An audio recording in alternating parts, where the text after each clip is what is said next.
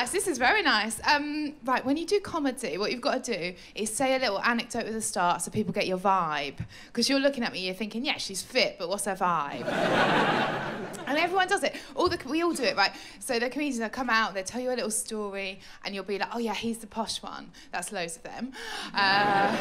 Or like, she's the OCD one. Or he's the one that pretends he's a feminist to get more purse. All of them.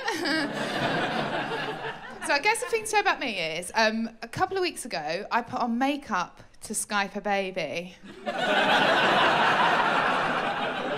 That's my vibe. I'm 78% Welsh. Oh, take me as one of your own. And last time I was in Cardiff, maybe I shouldn't tell you this, but anyway, last time I was in Cardiff, I nearly slept with this 23-year-old. Hello. Which is bad because I'm like way older. And yeah, I nearly slept with this 23-year-old, but luckily, he didn't want to. Phew-wee. Of course he did. Come to mama. I was thinking about my ex-boyfriends the other day. I was sort of going through my exes, and I was thinking what they all had in common. And I think, well, one, they really miss me. And two, hepatitis C. My taste has changed actually as I got older. Now I go for like nice, kind boys. Men, really. No, don't worry about this. Men. Nice, kind men. And when I was little, like when I was quite young, I really wanted to marry my dad. And I'm so glad I didn't because he's aged really badly.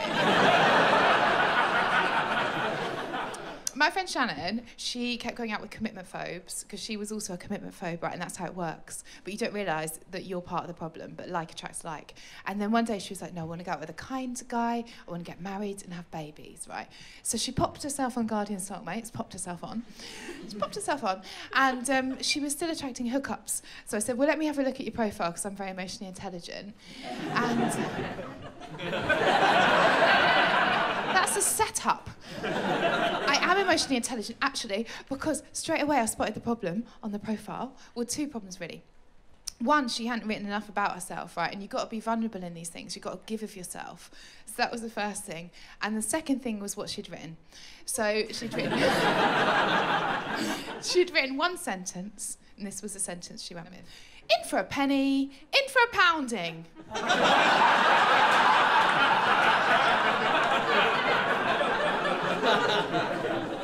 Mixed messages, though, isn't it?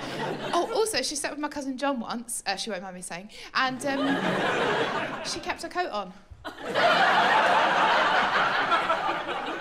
Big shout out to Shannon. You've been so nice. I'm going to give you some tips before I go, right? In my back pocket, don't worry about it. So these are just some tips. Oh, this is a really good one. Anyone can use this, okay? Say someone's having a go at you about something, like I cycled into a car and he was like, meh, meh, meh.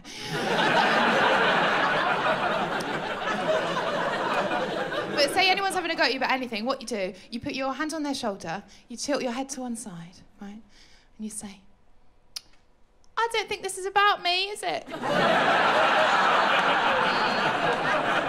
What's going on for you at home? That's the first tip. Second tip, yeah, tone it down. That's just from my stepdad to me, actually. A bit of comedy advice. Oh, this is a really good one. Okay, I know there are other two. Okay, the next tip. What you do is you go round loudly on your phone, right? And you say, oh, yes, Lionel, send me the tracks, Lionel. Suddenly, everyone thinks you know Lionel Richie.